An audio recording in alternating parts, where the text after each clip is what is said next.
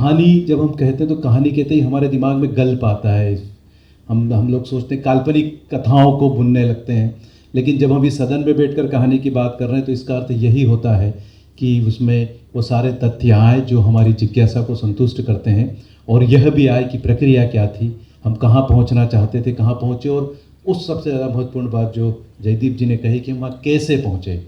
और ख़ासकर जब मैं जिस वक्तव्य के लिए दहिया जी को बुला रहा हूँ, तो दहिया जी में वो सारी चीज़ें हमें इसलिए दिखती हैं कि जब हम आम तौर पर किसी वस्तु का नाम लेते हैं तो उसका ब्रांड हमारे दिमाग में आता है।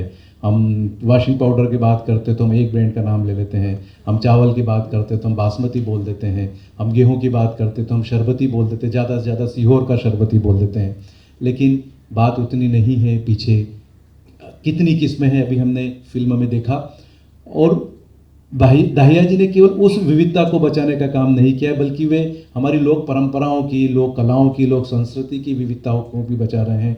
तो वे जानते हैं कि कैसे नरेशन बनाए जाते हैं, कैसे चीज़ों को बचाया जाता है। वो जो श्रुति परंपरा है जो हमारी पूरे आदिकाल से चली आ रही है, कैसे हमारे समाज ने अपने ज्ञान को संरक्षित किया है। तो कहानी हमेशा अपनी बात को पुष्ट करने के लिए रखी गई, चाहे वो पौराणिक कथाएं हों, पंचतंत्र की कथाएं हों, या मुंशी प्रेमचंद की कथाएं हों। उसके पीछे एक लक्ष्य रहता है अपनी बात को पुष्ट करना। यहाँ आप ये तो पुस्तकें वो हुई, विमोचित हुई, आपके साथ सबके साथ कोई ना कोई कथानक जुड़ा है। असल पर क्या होता है कि आदमी की एक वृत्ति होती है और एक प्रवृत्ति होती है। वृत्ति तो उसका प्रोफेशन है, तो वृत्ति ज़्यादा समय तक नहीं चलती, 60-65 साल तक चलेगी। लेकिन प्रवृत्ति ऐसी होती है वो जो जीवन पर्यंत चलती रहती है। जैसे मेरी प्रवृत्ति है, खेती करना प्रवृत्ति थी, तो वो 60-65 साल में समाप्त हो गई।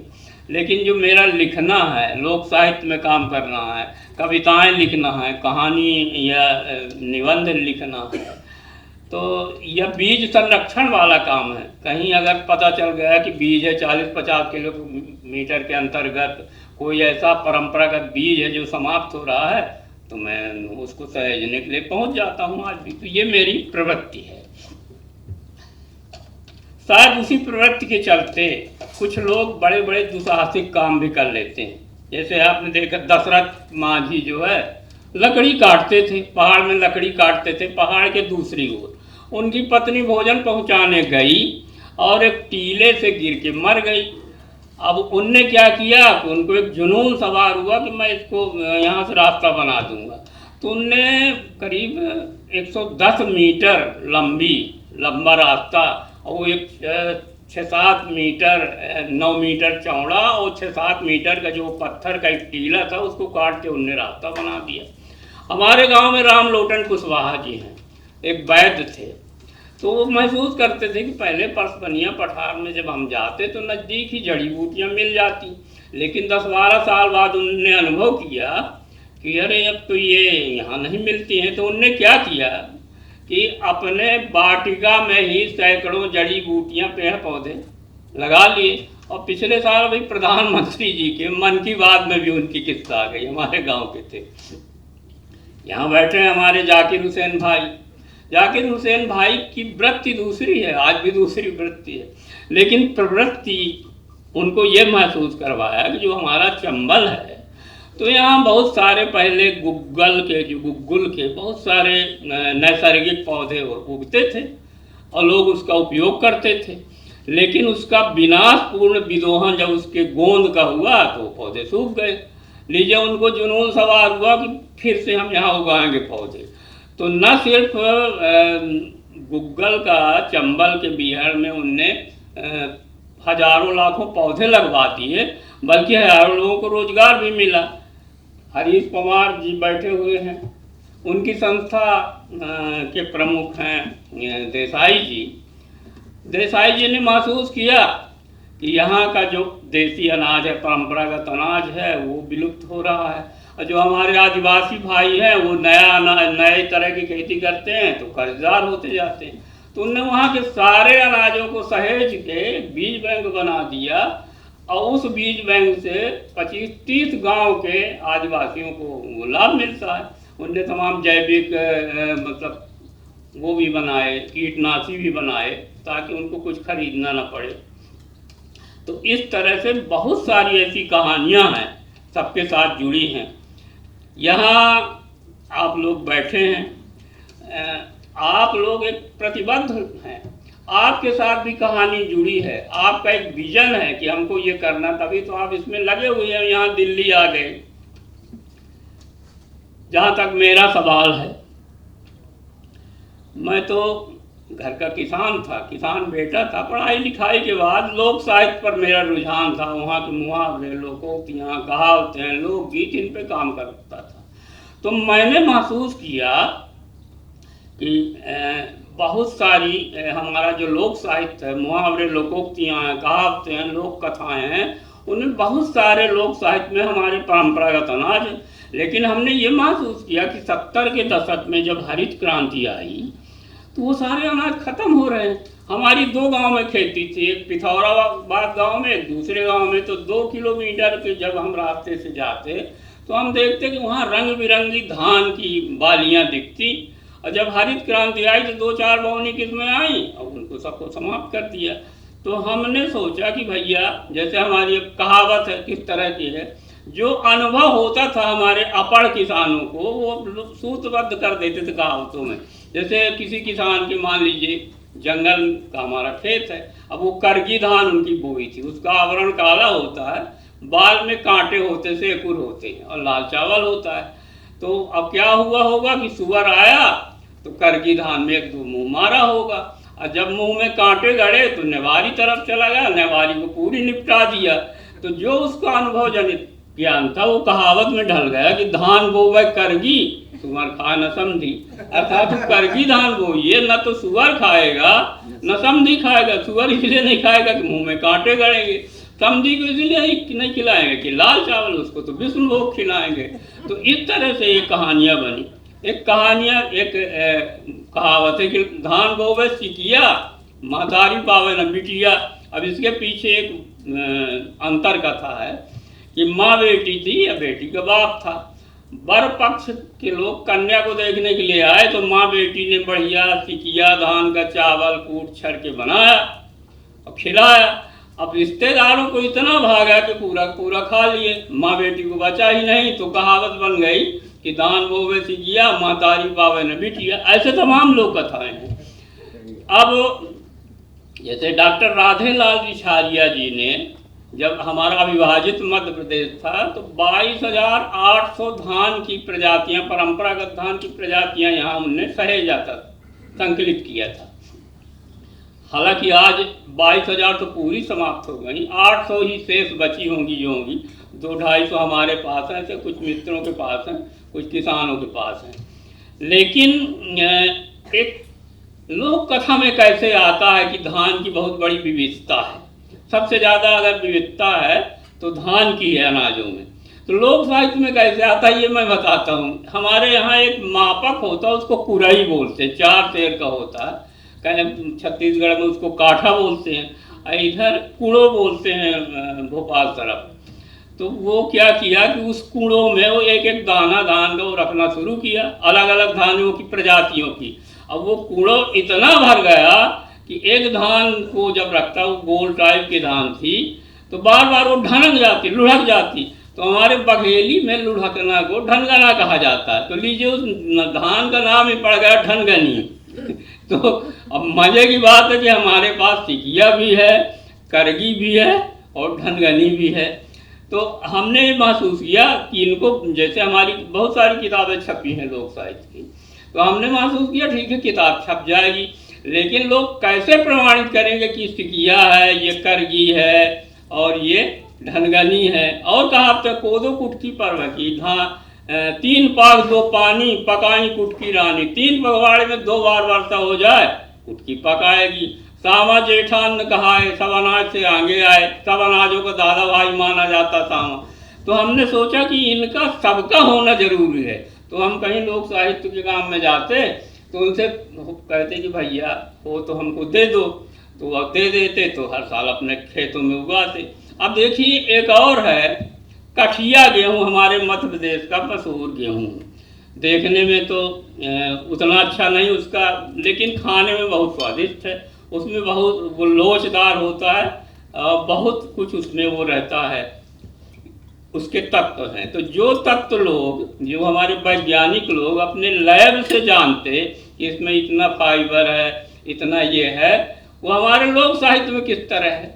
अब क्या होता है कि हमारे जो कार्तिक अगहन का महीना होता है, नवंबर दिसंबर का, तो क्या होता था किसान लोग वहीं हल चलाते, महिलाएं वहीं कटाई करती हैं, वहीं दोपहर का भोजन बनता, तो बढ़िया भुरता होता, भाटा टमाटर आलू का, और वहीं रोटियां बनती। अब एक महिला कटाई वटाई, अब वो उसका पति तो जुताई कर रहे थे, देवर पति, अब वो आटा की पिंडी बनाया, आग सुपचाया, लगाया वहीं, थोड़ा पानी घट गया तो बेचारी लेने चले गई घड़े में, तब तक एक कौवा आया और उसको नोच के चला गया।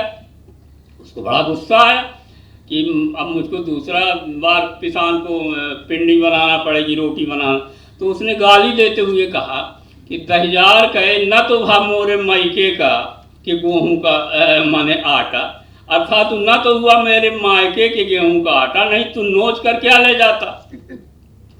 वहीं उसकी सासू भी बैठी थी और देवर भी आ गया था, और उसका पति की बढ़िया ताजी रोटी खाएंगे वोरता के साथ। तो देवर ने कहा कि भाभी जब देखे तुम मायके की प्रशंसा करती रहती हो, क्या तुम्हारे मायके में कोई दूसरा गेहूँ है कि उसके आटा को कौवा नोच के न ले जाता।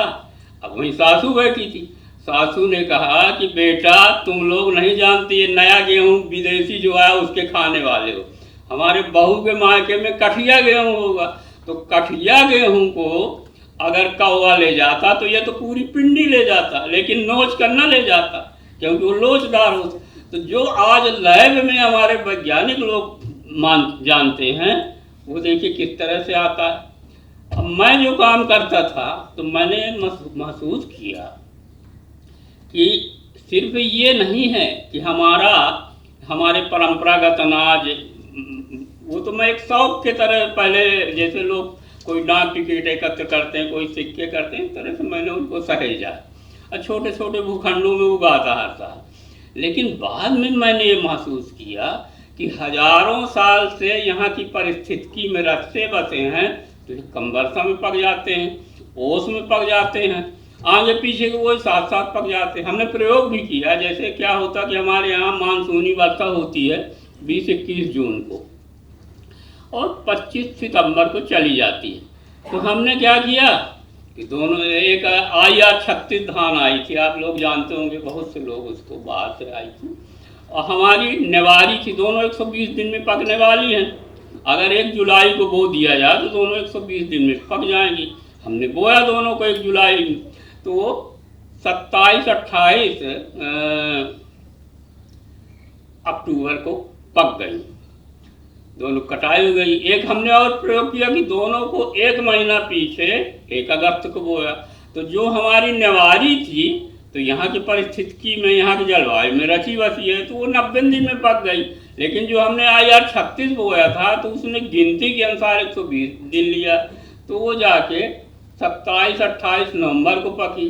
हमारे क्षेत्र में क्या होता है कि ठंडी पड़ने लगती है, तो जिस धान में 14-15 नवंबर तक फूल नहीं आते, फिर उसमें दाने नहीं पड़ते, काले दाने हो जाते हैं, क्योंकि ठंडी पड़ने लगती है। तो देखिए, तो इस तरह से जो हमारी जितनी परंपरागत धानें हैं यहाँ के परिस्थिति में रची बसी हैं, तो वो उनमें एक गुण और है कि उनका तना, क्योंकि वर्षा आधारित खेती के लिए प्रकृति ने बनाया, तो उनका तना 4-4.5 फुट होता है, तो वो कुछ पानी अपने वक्त ज़रूरत के लिए संचित करके रखती हैं अपने तने के अंदर। एक और है कि वो रासायनिक खाद नहीं बर्दाश्त करती, तो स्वाभाविक जैविक होती। अभी माननीय सर ने और मैडम जी ने कुछ ऐसी बात कही ना, रासायनिक जैविक अनाज की, तो वो स्वाभाविक जैविक होते हैं, क्योंकि वो अगर कोई ज़बरदस्ती उसमें खाद डाल देगा, रासायनिक खाद, तो वो गिर जाएंगे, तो वो डालेगा ही नहीं, तो वो स्वाभाविक जैविक, उसमें नींदानाशक डालने की ज़रूरत नहीं। उसका तना 4.5 फुट होता है, तुरंत बढ़ जाता है। तो जो खरपतवार जमते हैं तो वो पतले पड़ जाते, सूरज की रोशनी रोक देंगे, हवा रोक देंगे, उसकी खुद बढ़ जाएंगे तो वो पतले पड़ जाएंगे, तो वो उनको नहीं दबा पाते। इसलिए उसमें नीलानाशक डालने की ज़रूरत नहीं है, उसमें कीटनाशक भी डालने की ज़रूरत नहीं, क्योंकि हजारों साल से यहाँ पर स्थिति की बसी है। तो अपने बचाव का तरीका उसके गुण सूत्र में है।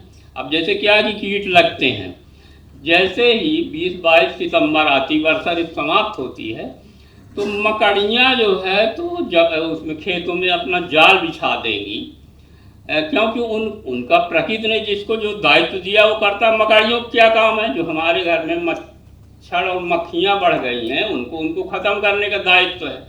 तो वो खेत में, धान के खेतों में अपना जाल बिछा लेगी। अब वो शाकाहारी तो नहीं बेचारी, वो तो मांसाहारी, हमारे धान के पत्ते थोड़ी खाएंगे, तो हजारों बच्चे वो तैयार करेंगे। तो प्रकृति उनके खाने के लिए कीट भेजती है, 4-5 दिन में खा के वो निपटा के अपना खेत घरों में आ जाती हैं।